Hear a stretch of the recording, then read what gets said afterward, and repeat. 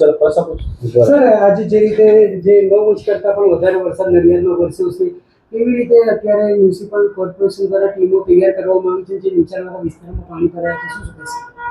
આપણે સૌ જાણીએ છીએ એમ આજરોજ સવારથી નડિયાદમાં ભારે વરસાદ થયો છે. 222 mm જેટલો વરસાદ આજે વરસી ચૂક્યો છે અને એના પરિણામે નીચાણવાળા વિસ્તારોમાં કેટલાક વિસ્તારોમાં પાણી ભરાવાની જે સમસ્યા ઊભી થઈ હતી એ તમામ સમસ્યાના નિવારણ માટે અમે અમારી તમામ ટીમો કાર્યરત કરીને તમામ સાધનો કાર્યરત કરીને ઝડપથી પાણી ઓસરી જાય માટેના તમામ પ્રયત્નો મહાનગરપાલિકાએ કર્યા છે અને એમાં અમને મહદઅંશે સફળતા પણ મળી છે. એ કહેતા હું ચોક્કસ આનંદ અનુભવું છું. સાથે સાથે નાગરિકોને એક અપીલ પણ કરવા માગું છું કે હજુ 24 કલાક ભારે વરસાદની આગાહી છે એટલે બિનજરૂરી બહાર ન નીકળવું તેમજ રાત્રિના સમયે પણ નીચાણવાળા વિસ્તારોમાંથી ખસી જવા અમે પણ અમારી તમામ ટીમો સાથે અપીલ કરી છે.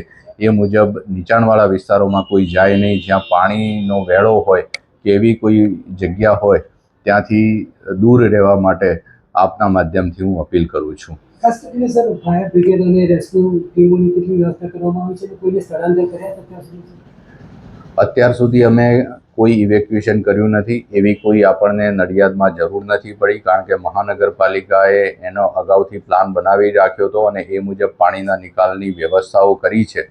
તેમ છતાંય જો કરવું પડશે તો એના માટે પણ અમારી તમામ વ્યવસ્થાઓ છે. ઊંચાણવાળા વિસ્તારોમાં સ્કૂલો પણ આઈડેન્ટિફાઈ કરી રાખી છે અને ત્યાં પણ અમે તમામ વ્યવસ્થાઓ કરી છે.